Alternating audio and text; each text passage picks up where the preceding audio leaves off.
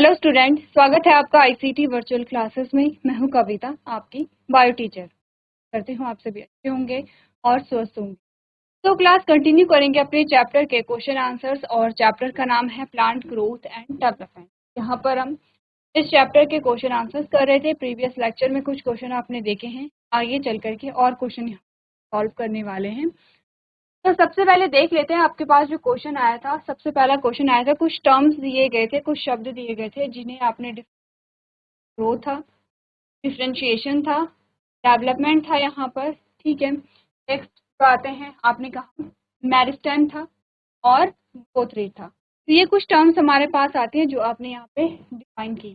ठीक है, अब यहाँ पर हमने कहा जब ग्रोथ हुई तो ग्रोथ में हमने कहा कि जो मेरिस्टेम होते हैं, जो मेरिस्टेमेटिक टिश्यू होते हैं और उनमें सेल्स होती हैं, वो ग्रो करती रहती हैं, उनमें वृद्धि होती रहती है। उसके बाद जब डिफरेंशिएशन होता है तब आपके पास परमानेंट ऑर्गन्स आते हैं या परमानेंट सेल आती हैं। परमानेंट सेल जब बनती है तो क्या होता है, ध्यान देखिए। सबसे पहले हमने क्या बोला,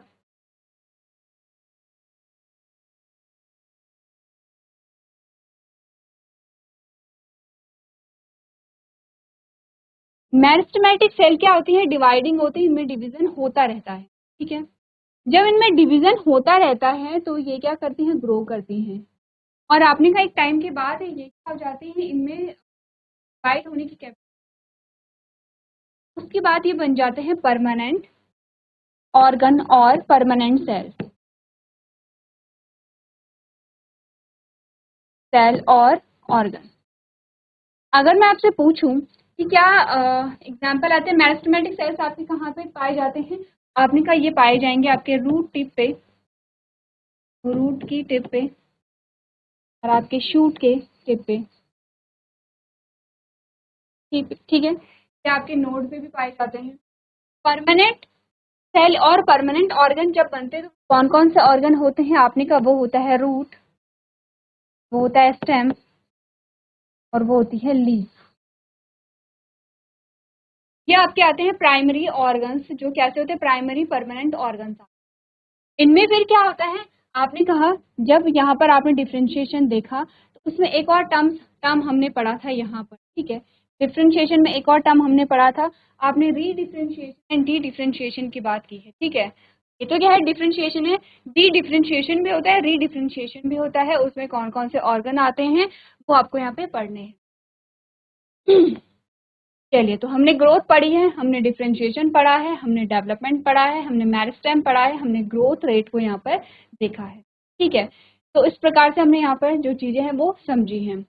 नेक्स्ट जो क्वेश्चन है उसमें आपसे पूछा गया है, why is not any one parameter good enough to demonstrate growth throughout the life of a flowering plant. एक फूल वाले पौधे के जीवन भर विकास को प्रदर्शित करने के लिए कोई भी पैरामीटर पर्याप्त क्यों नहीं है, क्योंकि अगर आपको प्लांट की पूरी लाइफ में अगर ग्रोथ को यहाँ पर देखना है, ग्रोथ को यहाँ पे मेजर करना है, तो सिर्फ पैरामीटर नहीं होता, बहुत सारे पैरामीटर।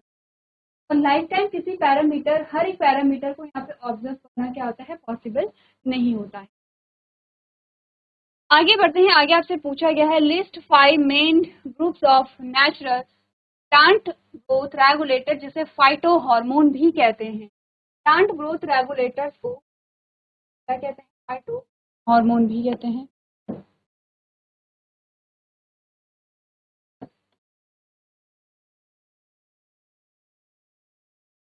ठीक है, क्या कहते हैं, फाइटो हार्मोन्स।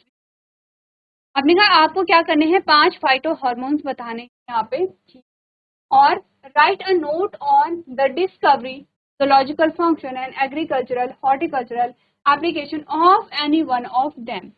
किसी एक के बारे में आपको क्या करना है, डिस्क्रिप्टिव वे में आंसर करना है, फिजियोलॉजिकल फंक्शन बताने हैं, एग्रीकल्चरल और हॉर्टिकल्चरल एप्लीकेशंस इसकी बतानी है।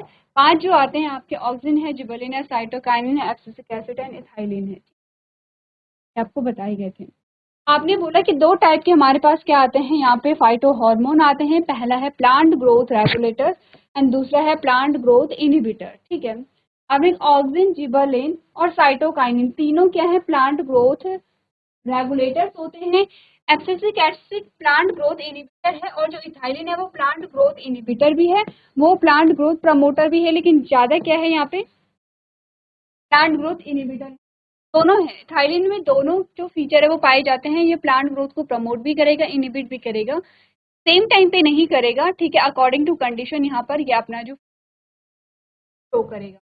तो हमने यहाँ पर देखा है 5 जो हमारे पास हार्मोन आते हैं, ठीक है, plant growth hormone, plant growth regulator, या फिर आपने इन्हें कहा फाइटो हार्मोन। एक वो हार्मोन जिसे हमने डिटेल में यहाँ पे दिखाना है, हमने जिबरलिन को लिया है, सबसे पहले डिस्कवरी हमने देखी है, हमने क्या इसे हम डिनोट करते हैं जैसे GA1 GA3। एक हमारे पास आता है जिबरलिक एसिड और GA3, ठीक है, पहला जिबरलिन है यहाँ पे जिसे डिस्कवर किया गया है, जिबरलिन सारे एसिडिक होते हैं। नेक्स्ट हमने कहा यहाँ पर जो जिबरलिन है वो 100 से ज़्यादा जिबरलिन यहाँ पर अभी तक डिस्कवर किए गए हैं अलग अलग प्लांट में, फंगस से ले करके वो जो प्लांट्स होते हैं उनमें सभी में क्या देखा गया है, जिबरलिन को देखा गया है। फिजियोलॉजिकल फंक्शन पे अगर हम जाएं तो हमने कहा सबसे पहले ये क्या करते हैं, जो स्टॉक होते हैं ग्रेप्स की, जो स्टॉक होती हैं,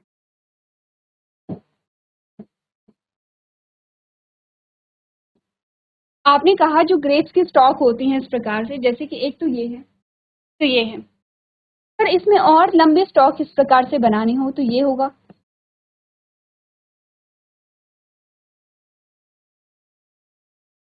और इसमें क्या लगे होंगे, ग्रेप्स लगे होंगे इस प्रकार से।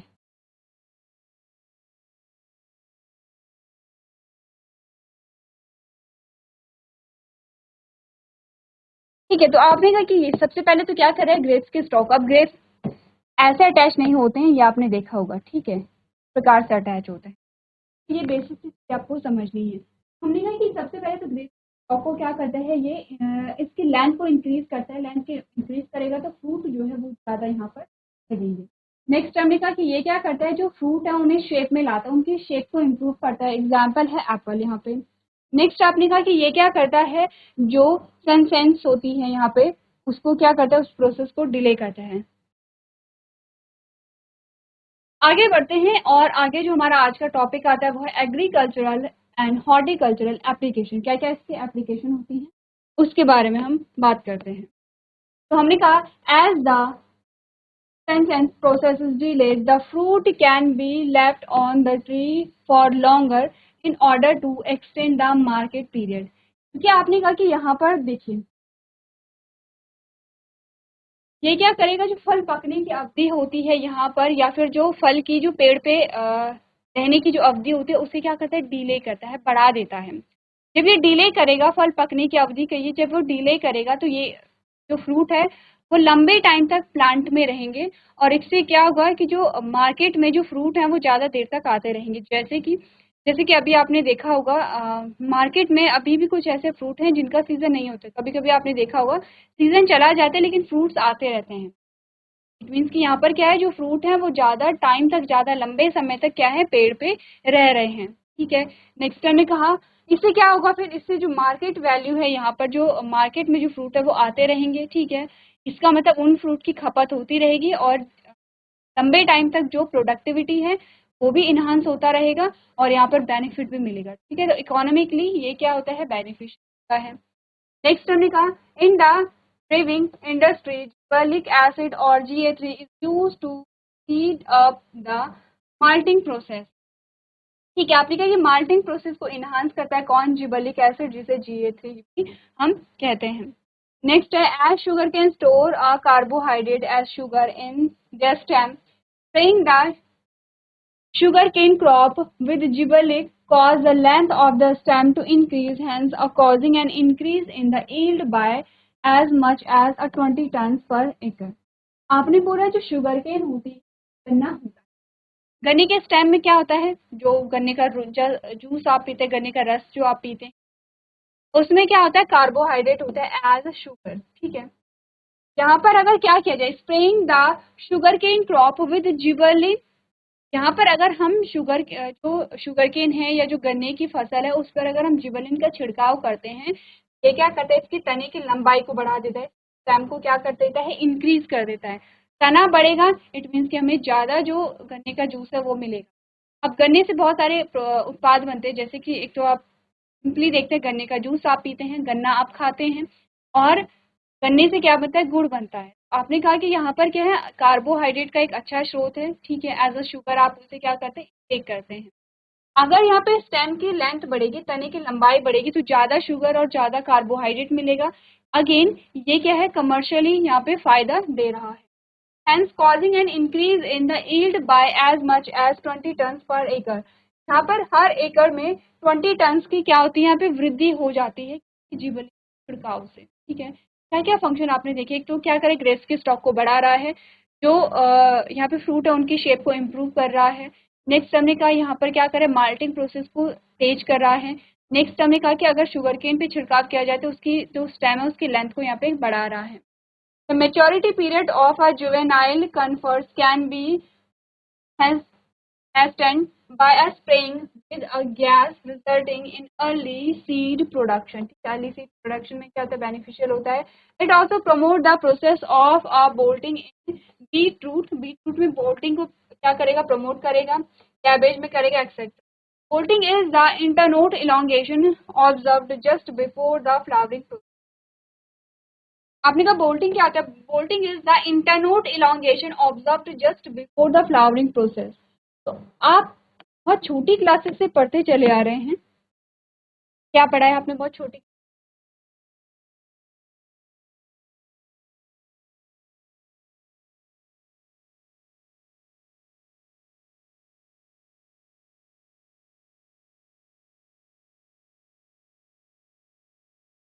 ठीक है। इस प्रकार से आपने क्या देखा है, एक पौधा देखा है। हमने क्या पढ़ा है हमेशा, ये जो एरिया है और ये जो एरिया है, ये भी हमने कहा नोड है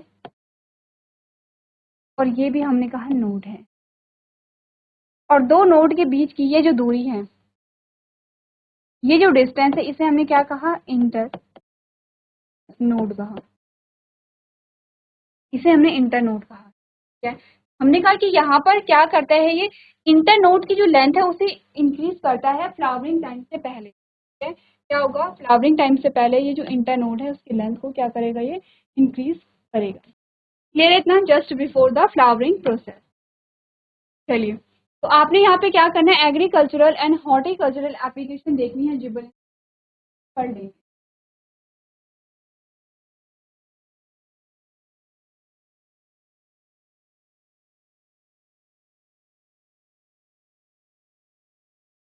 चलिए, तो आगे बढ़ते हैं और नेक्स्ट क्वेश्चन देखते हैं। अगला जो प्रश्न में क्या पूछा गया है, ने कहा What do you understand by a photoperiodism and vernalization? Describe their significance। आपको बताना है कि दीप्तिकालिता और वसंतीकरण होगा।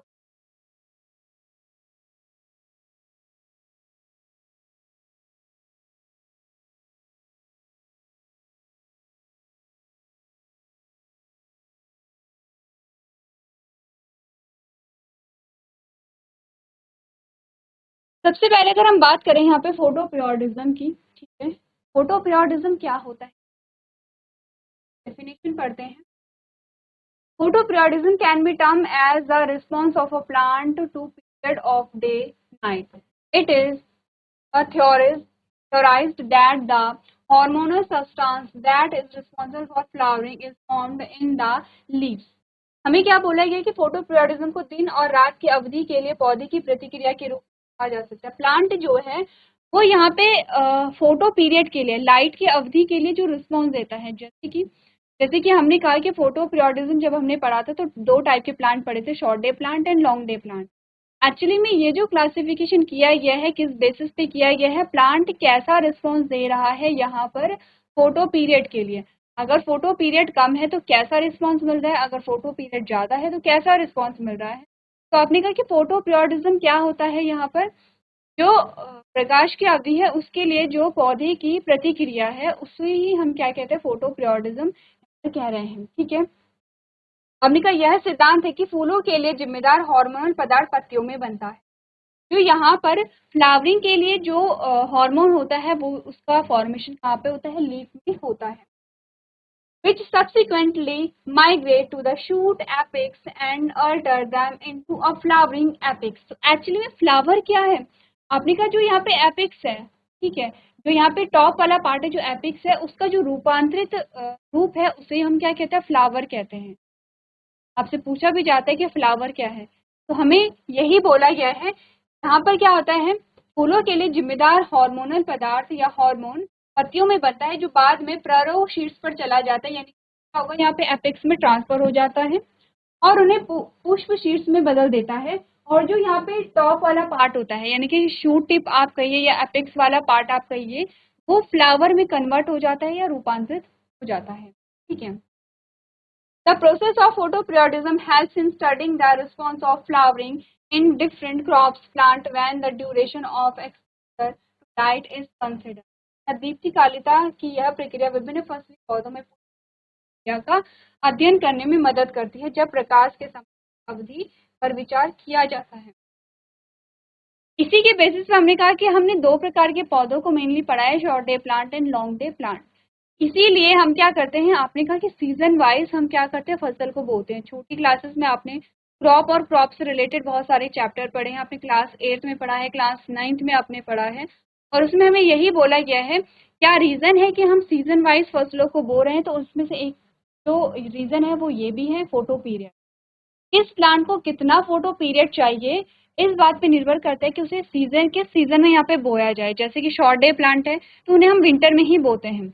अब शॉर्ट डे प्लांट ऐसा नहीं कि उसे हमेशा ही क्या है, शॉर्ट डे की रिक्वायरमेंट है, कम उसे जो सनलाइट है उसकी रिक्वायरमेंट है, कम टेम्परेचर चाहिए। आपने कहा अलग अलग जो लाइफ साइकिल के अलग अलग स्टेजेस होती हैं, अलग अलग स्टेजेस में अलग अलग क्या होती है, रिक्वायरमेंट होती है। एग्जाम्पल हम सेम लेते हैं, जैसे कि आपने कहा वीट की जो क्रॉप होती है उसमें जब आप बो रहे हैं तो टेम्परेचर बहुत कम है वहाँ पे, ठीक है, फोटो पीरियड बहुत कम है। अब जैसे जैसे जर्मिनेशन हो रहा है वैसे वैसे हल्का सा जो टेम्परेचर है आपने कहा उसमें चेंजेस आए हैं। अब यहाँ पर क्या हुआ, जब फली लगी, यहाँ पे जब प्लांट में फली लगती है तब आप देखते हैं कि टेम्परेचर धीरे धीरे क्या हो रहा है, बढ़ रहा है, और जब फली के पकने का टाइम आता है तो टेम्परेचर बढ़ जाता है, फोटो पीरियड भी बढ़ जाता है। तो आपने कहा कि यहाँ पर वेरी करता है फोटो पीरियड, किस स्टेज में कितना फोटो पीरियड चाहिए, कितना टेम्परेचर चाहिए, इस बात पे निर्भर करता है कि किस पौधे को कब यहाँ पर हम बो सकें। अब आता है वर्नेलाइजेशन। क्या होता है वर्नेलाइजेशन? हमने कहा vernalisation is the phenomena where the process of flowering in some plant is either quantitatively or qualitatively depend on exposure to lower temperature। Simple सी चीज है कि वसंतीकरण हम किसे कहते हैं, वसंतीकरण वो घटना है जहाँ कुछ पौधों में फूल आने की प्रक्रिया मात्रात्मक या गुणात्मक रूप से कम तापमान के संपर्क पे निर्भर, यानी कि टेम्परेचर कम होना चाहिए, उसी पे निर्भर करेगा कि फ्लावरिंग की टाइमिंग क्या है, ठीक है, फ्लावर की क्वालिटी क्या है, फ्लावर कितनी क्वांटिटी में बनेंगे, ठीक है। In particular, it refers to promoting the flowering process through a period of a lower temperature। आपने कहा विशेष रूप से यह कम तापमान की अवधि के माध्यम से फूलों की प्रक्रिया को बढ़ावा देने के लिए संदर्भित करता है। The process prevents precocious reproductive development late in growing season, which thereby enable the plant to have a sufficient time to attain maturity। ठीक है, आपने कहा प्रक्रिया बढ़ते मौसम में देर से प्रजनन विकास को रोकती है, इससे पौधे की परिपक्वता प्राप्त करने के लिए पर्याप्त समय मिलता है।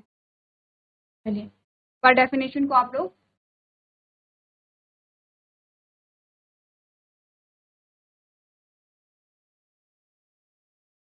चलिए तो आगे बढ़ते हैं यहाँ पे।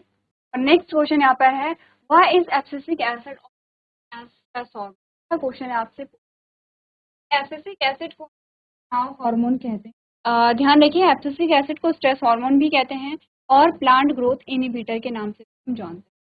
अब देखिए abscisic acid is responsible for stimulating the closures of stomata in the epidermis and raise the tolerance of plant to different types of.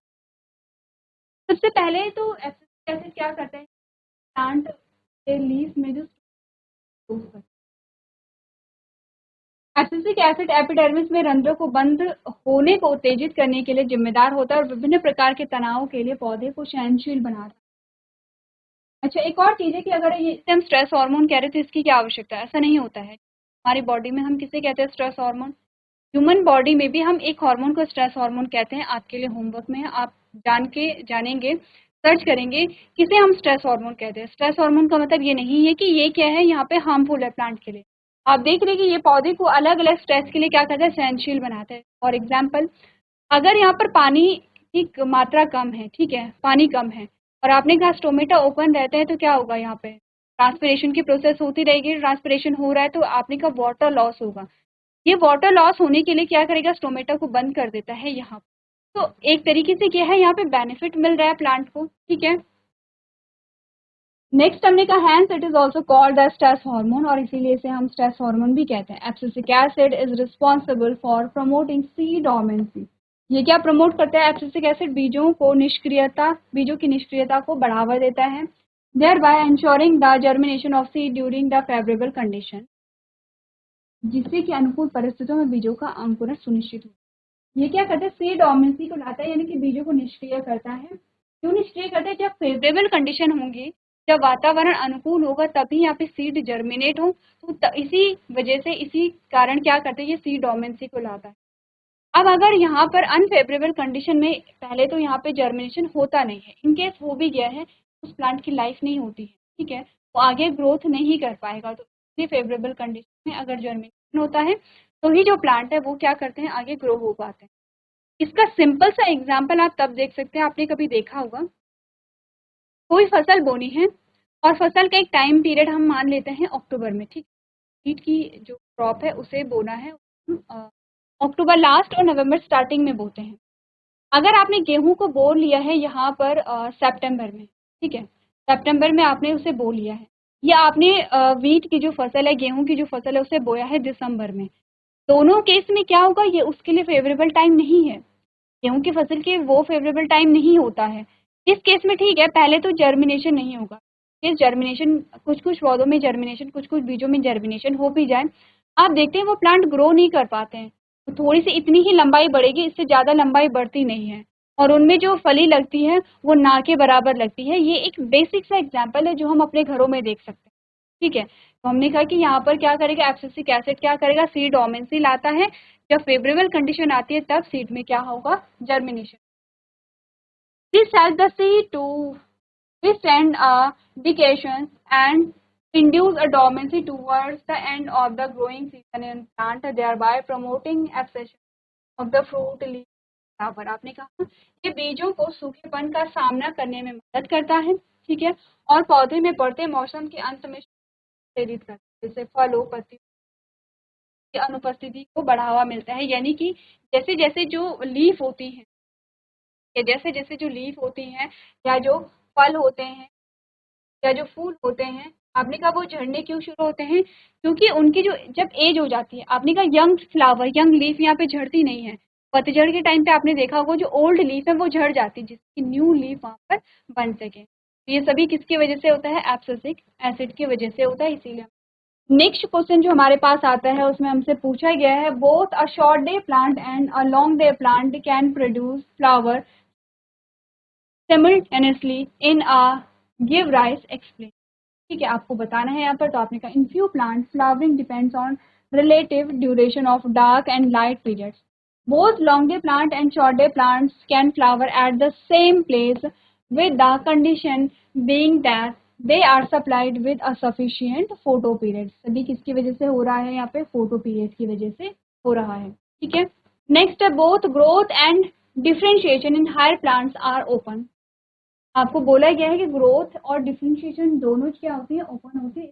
आपने कहा the ability of higher plants to retain the capacity to have a indefinite growth through their lifespan because of the presence of meristem at a specific location of their body। सबमें बोला गया है the ability of higher plants to retain the capacity to have a indefinite growth through their lifespan is because of the presence of meristem at specific location। Clear है? Second है the cells as a result of these meristem have the capacity to provide the perpetuate on their own, ठीक है। This is why the growth in higher plants is open, a few of these cells undergo a differentiation always subsequent a few round of cell division, thus the differentiation open to। एक बार पढ़िए और देखिए क्या बताएं।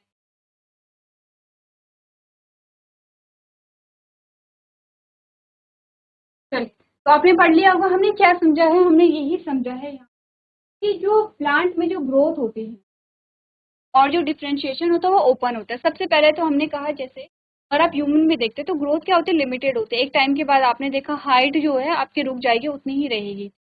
Plant में ऐसा नहीं होता है। प्लांट में आपने कहा ग्रोथ जो है वो कंटिन्यूसली होती रहेगी। आपने कहा जैसे जैसे ग्रोथ होगी वैसे वैसे सेल्स बन रही है, नई सेल्स आपने कहा परमानेंट सेल बन रही है जिसे हम डिफ्रेंशिएशन कहते हैं। तो दोनों प्रोसेस जो हैं प्लांट में क्या होते हैं, ओपन यहाँ पर। ठीक है, अगला जो प्रश्न आता है आपने कहा which one of the plant growth regulators would you use if you were asked to induced rooting in a twig, quickly ripen a fruit, delay leaf senescence और induced growth in axillary bud। आपको यहाँ पर क्या करना है, अपना जो answer है वो यहाँ पर सेलेक्ट करना है। आपसे पूछा गया which one of the plant growth regulators would you use if you were asked to. और आपसे पूछा है कि निम्नलिखित आपके पास पॉइंट्स आते हैं तो आप कौन सा जो यहाँ पे हार्मोन है उसे चूज करेंगे। ठीक है, ई भी आपके पास है बोल्ट आ प्रोस्टेट प्लांट, एफ है यहाँ पर आपके पास इंड्यूस्ड इमीडिएट स्टोमेटल क्लोजर्स इन। तो सॉल्यूशन क्या क्या आएंगे, एक आंसर आपके पास क्या आएगा, आपने कहा एक आंसर आएगा induced rooting in a ट्विंग, auxin आप करेंगे यहाँ पे। ठीक है, बी है quickly Ripon a fruit, ethylene यहाँ पर है जो जल्दी से फ्रूट को क्या करता है, पकाता है। डिलेड इन लीव सेंसेंस आपने कहा साइटोकाइनिन यहाँ पर होगा। ठीक है, induce growth in axillary bud, cytokinin यहाँ पर होगा। ठीक है, बोल्ड आ रोस्टेड प्लांट आपने कहा जिबेलिन यहाँ पर होगा। ठीक है, induced immediate stomatal closure in leaves आपने कहा एब्सिसिक एसिड होगा यहाँ पर। ठीक है, इस प्रकार से यहाँ पर आपने देखा कि हर एक जो प्रोसेस होती है उसके लिए कौन सा हार्मोन रिस्पॉन्सिबल है, इसके बारे में हम बात की। तो चलिए कुछ क्वेश्चंस को हमने यहाँ पे सॉल्व किया है और मैं मान के चलिए इन क्वेश्चंस के माध्यम से आपके जो डाउट हैं वो यहाँ पे क्लियर हुए होंगे। आपको इसी प्रकार से और भी जो क्वेश्चन है वो प्रैक्टिस करते रहने हैं। तो इसी प्रकार से हमारा आज का जो सेशन है वो यहाँ पे कंप्लीट होता है। तो आज के सेशन में हम इतना ही करेंगे। अभी तक क्लास में बने रहने के लिए आपका